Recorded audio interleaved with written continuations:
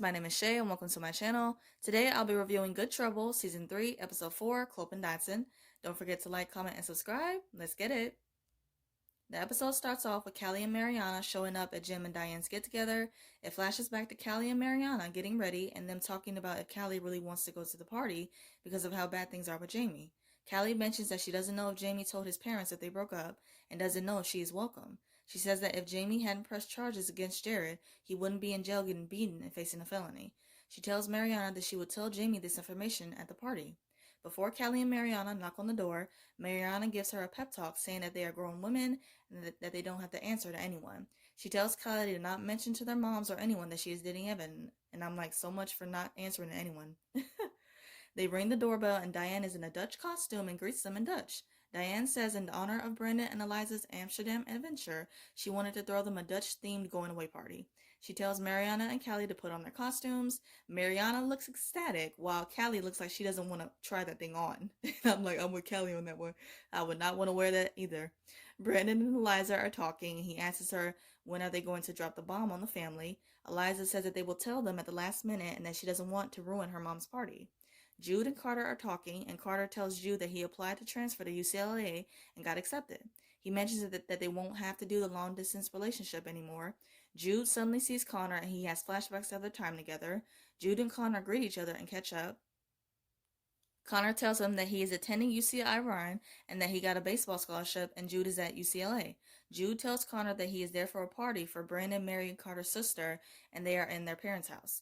Connor offers to get them a drink and they agree. Connor tells Jude that he likes his hair and Carter asks him if he knows him. Jude lies and says that he is a friend from middle school. Callie and Mariana are in their costumes and they greet everyone downstairs. Diane mentions how they look adorable, and they really do. Callie asks Brendan if Diane and Jim know about her and Jamie breaking up, and he tells her that they do know. Mariana and Callie discuss that Diane gave her a warm welcome, so she doesn't exactly know why they broke up. Callie asks Brendan if he warned their moms about dressing up in the costumes, and the next shot shows Steph and Lena in their room looking at the costumes. Steph says that there is no way in hell she is dressing up as a Dutch milkmaid. Lena tells her that it's for Brandon and Eliza, and Steph says that Diane is doing all this for herself.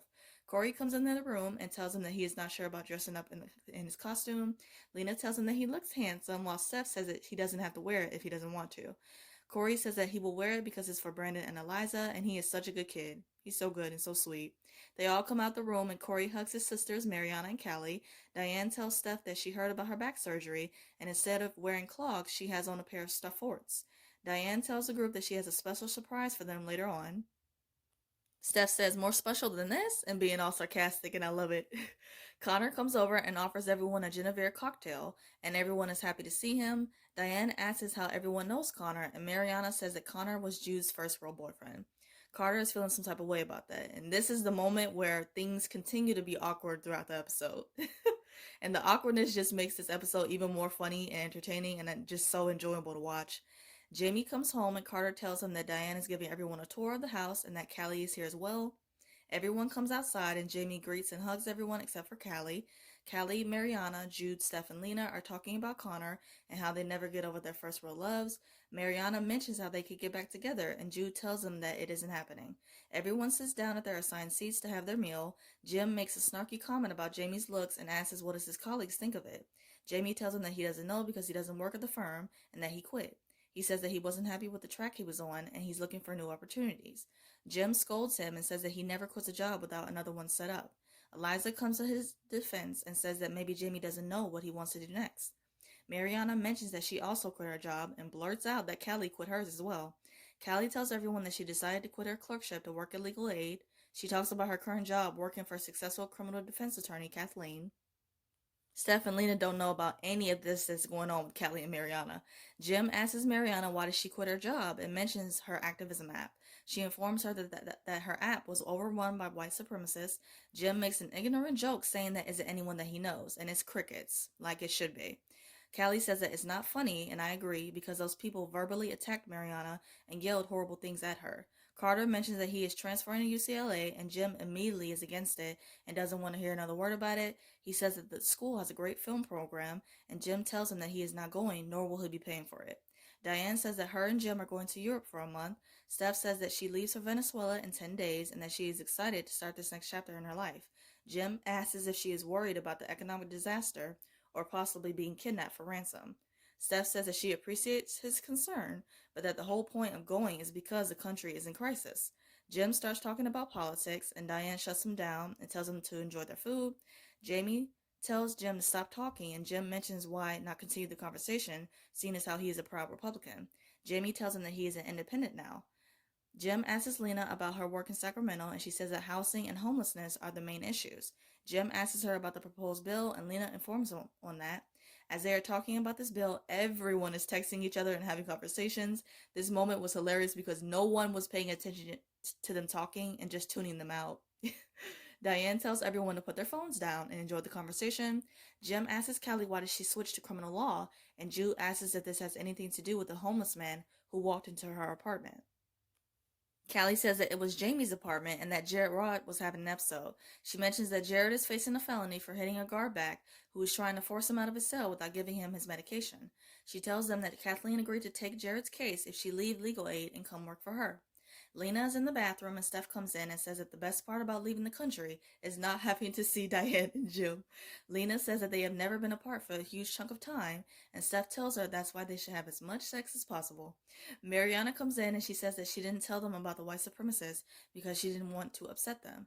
She tells them everything that they said, and Lena tells her that words hurt and that she didn't deserve that. Steph tells Mariana that she was right to at least speculate when her boss wouldn't shut down the app. Mariana tells him that she didn't tell Evan exactly what happened with the situation and that he has to answer to his board. Steph mentions that Evan was wrong, and Callie comes in. They ask her how is it seeing Jamie and asks the real reason why her and Jamie broke up. Jude and Carter are talking about his decision to transfer to UCLA. Jude tells him that he doesn't want to feel like he's the only reason he is transferring. Carter says that they have a great film school and mentions that they can still hook up with other people if he's freaked out. Jude says that he is not freaked out by it, and Connor comes outside. Carter leaves and gives Jude and Connor time to talk. Connor apologizes to Jude for hurting him when he moved to LA. He says that he wished that they hadn't broken up the way that they did and wishes that he did things differently. He hopes that they can still be friends, and Jude agrees. They hug and kiss, and Carter sees them from inside and leaves. Back in the bathroom, Callie asks if she made the wrong decision regarding the case and Jamie. Lena says that she believes she did the right thing, but that it doesn't matter unless Callie feels that way about herself.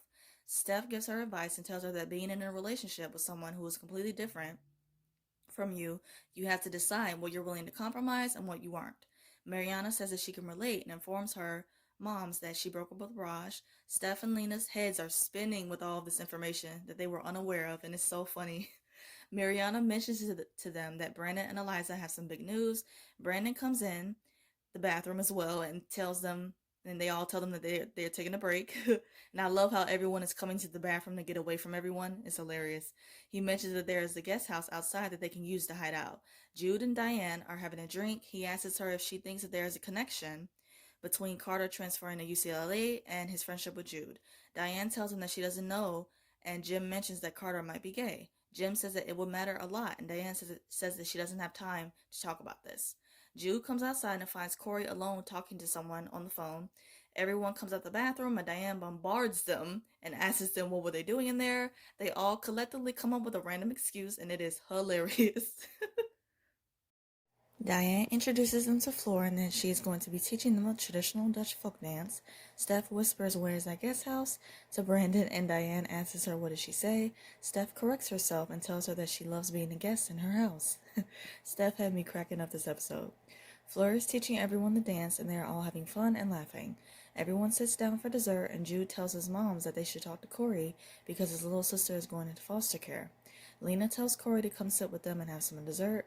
Diane mentions to Fleur that Eliza is going to be the first chair at the Royal Concert Jabal as an artist exchange for the LA Phil.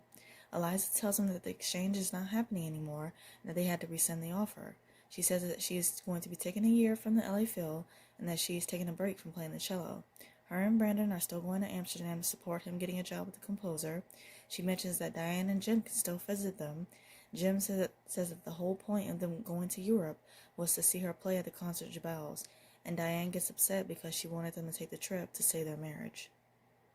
Steph and Lena have a really sweet moment, and Corey comes in the room. Steph mentions that Jude told them about his sister. Corey tells him that his sister's grandmother can't take care of her anymore. Since she's not his mother's child, she can't live with them. He says that he didn't tell them because he didn't want to make them feel like he was asking them to be her foster parents. Jim comes to Carter's room to talk. He mentions that him and Diane are going through a rough patch and that she was looking forward to the Europe trip. Carter tells him that he should take his mom on the trip because it makes her happy, and that it doesn't always have to be his way or the highway. Jim changes the subject and asks him about UCLA, and Carter tells him that he changed his mind. He gets emotional and says that Jude doesn't want him to transfer. Jim asks if Jude is his boyfriend, and he replies that he doesn't know anymore. Carter says that he thinks Jude is breaking up with him, and Jim apologizes. And this was such a sweet and emotional moment, and I'm glad that Jim was there for his son and told him that he loved him, because at the end of the day, that's all that really matters. Steph and Lena are talking about possibly adopting Corey's sister. Lena says that they have already adopted 4 children and that they have earned the right to be done with parenting. She says that she can't quit the state assembly, which means Steph would have to be home more and that she wouldn't get to start her new chapter in Venezuela. Steph tells her that this will be her new chapter, and the whole point of going to Venezuela was to help children in need. She says that there is a child who needs their help here and that's the main focus. And Steph and Lena, they have so much love to give, and it's always so beautiful to see. Callie comes outside to get her phone, and Jamie asks her to talk. They go inside and they sleep together. Afterwards, Jamie apologizes for what's happening with Jared, and Callie tells him that it would help if he dropped the charges, and he agrees. Jamie mentions that after the firm took away his Amway account, he was forced to negotiate his exit. Callie tells him that she never meant to hurt him, and he corrects her and says that just professionally. He asks her what did she think would happen to their relationship after she made that decision, and she replies that she knew that he would be mad, but eventually they would be able to work through it. They get into an argument. Jamie says that Callie knew what she was doing would end their relationship, but she did it anyway, while Callie says that he was lying to the tenants, and that wasn't right. She says that once he said that they shared the same values when it counted, and that the tenants knowing the truth counted. She tells him that she made her choice, and he replies that he needs someone who will choose him. Callie says that choosing him shouldn't mean compromising her morals, and that isn't love, and I agree. Jamie tells her that she always felt like she had to compromise herself to be with him, and agrees that that isn't love either. He tells her that them hooking up was a mistake and that it should have never happened. Jude comes to Carter's room and tells him that he came out to his dad. Carter asks Jude if he is still his boyfriend because he saw him and Connor kissing. It flashes back to Jude and Connor kissing. Jude tells Connor that he thought about him so many times, but he's with Carter now. He mentions that Connor will always be his first love and says that he hopes they can still be friends.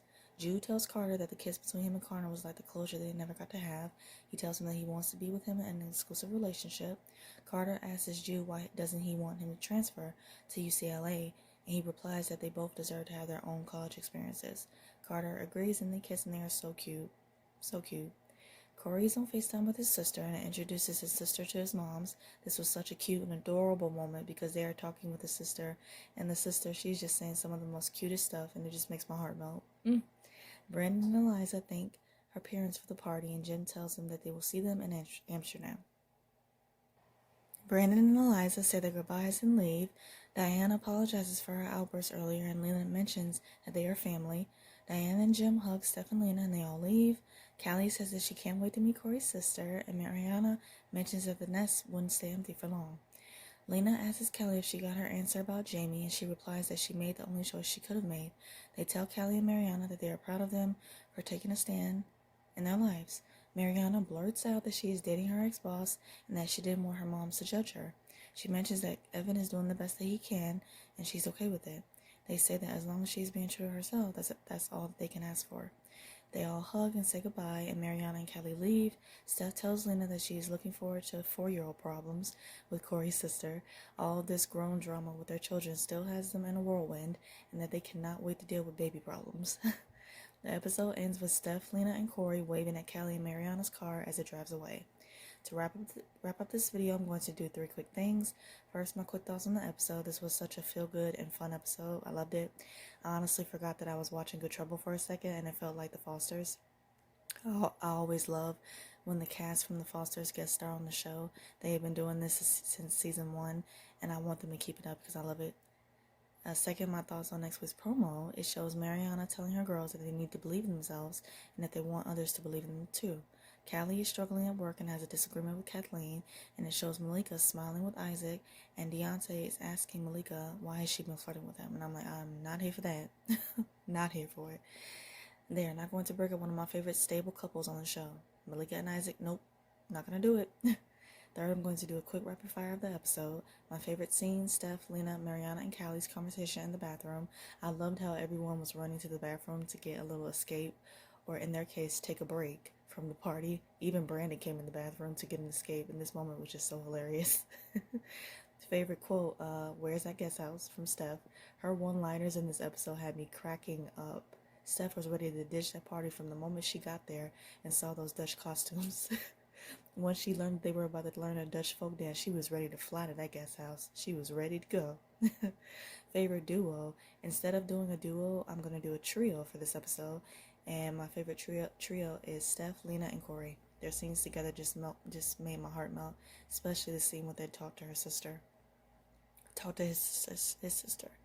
That was too adorable. Favorite looks: Steph's silk olive jumpsuit was super cute and I loved her hairstyle. My WTF moment: Jim telling Diane that it would matter a lot if Carter was gay. I appreciate how Diane shut him down and didn't have time for that because she knew that he was in the wrong. I hope you guys enjoyed my review of Good Trouble. I review other shows like All American, Riverdale, Legacies, and some other stuff. And if those interest you, please check out those videos on my channel and subscribe. Let's keep the conversation going and let me know your thoughts about the episode in the comments. I hope you guys have a great day, stay safe, and see you guys next week.